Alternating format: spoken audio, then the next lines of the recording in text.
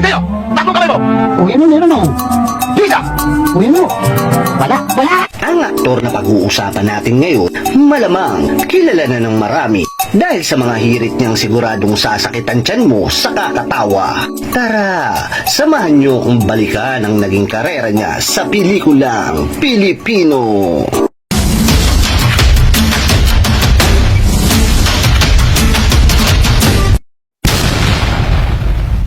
Ang aktor na ito ay isa sa magagaling at epektibong sidekick ng iconic comedy trio na sina Tito Vic and Joey. Siya ay si Richard Reyes o mas kilala natin bilang Richie De Horsey. Ipinanganak noong September 7, 1956 sa Manila. Siya ay isang comedian, actor, musician at singer. Napangasawa ng ating bida si Joyce Reyes. Bata pa lang ang ating bida ay madalas na siyang tawaging kabayo gawa ng malalaking ipin niya sa unahan. At noong naging personal assistant siya ng TVJ, nakitaan siya ng mga ito ng potensyal dahil sa natural nitong talento sa pagpapatawa. Kaya naman, kinuha ang ating bida sa variety show na Discorama na umere noong 1975 hanggang 1986. Gayon din ang gag show na Todas na umere noong 1977 hanggang 1989 at ang TV sitcom na School Bukol na umere noong 1978 hanggang 1988. Napasama din ang ating bida sa longest running noontime variety show sa Pilipinas, ang Eat Bulaga.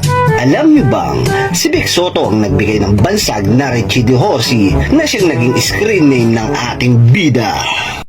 Dahil sa mga kakaibang atake niya sa pagpapatawa, madalas ding mapasama ang ating bida sa mga pelikulang komedya gaya ng Tatlo Silang Tatay Ko noong 1982, Give Me Five noong 1984, Kabayo Kids noong 1990, Okay Ka Perico noong 1991, Ano Ba Yan noong 1992, Pandoy Alalay ng Panday noong 1993 at marami pang iba.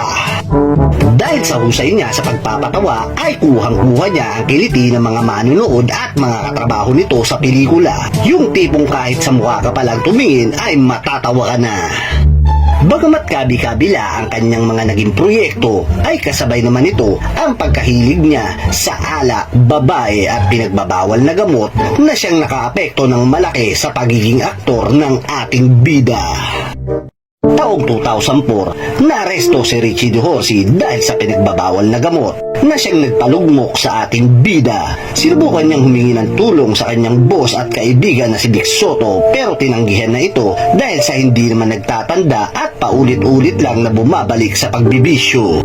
Sa tagal niya sa loob ng kulungan ay halo-halo na din ang kanyang mga naranasan. Ramdam niya ang dagok sa kanyang buhay na parang iniwan na siya ng lahat. Pero may isang araw, habang nasa loob siya ng chapel sa Piitan, ay nabasa niya sa ibaba ng nakapakong krus ang katagang, "Kasama mo ako at hindi kita iiwan." At parang nagdiwanag ang mundo niya at isang himala na nakapagbabago ng kanyang pananaw sa buhay. Patuloy siyang nanalin sa Panginoon at dininig ang kanyang mga panalangin. Nang isang araw, pinapuntahan si Richie De Horsey ni Vic Soto sa isang direktor para alamin kung maayos si Richie at kung pwedeng piyansahan. Dahilan para makalaya siya noong October 2008 at makasama sa pelikulang School Bukol 20 years after sa parehong taon. Malaki ang naging pasasalamat niya sa comedy trio na hindi pa rin siya nalimutan sa kabila ng kanyang pinagdaanan. Dahil sa taglay na talento ng ating bida sa pagpapatawa, muling napasama sa iba't ibang pelikula at telebisyon noong mga panahon na iyon.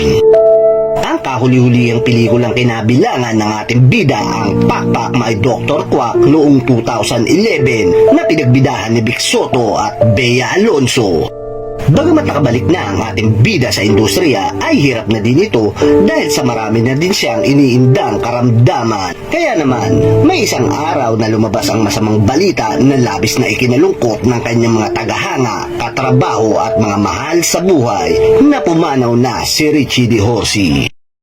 April 17, 2015, nang sumakabilang buhay na ang magaling na komedyanteng aktor na si Richie De Horsey sa edad na 58 dahil sa komplikasyon sa diabetes, kidney failure at brain stroke. Ang kanyang mga labi ay nakahimlay sa Loyola Memorial Park sa Marikina.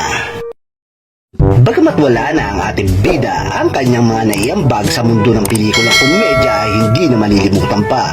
Isa si Richie De Horsey sa mga kapupulutan natin ng aral na hindi dapat tayo sumuko sa anumang pagsubok sa buhay at matuto tayong tumawag sa Panginoon at maniwala na hindi tayo pababayaan at ilalagay tayo sa tamang daan.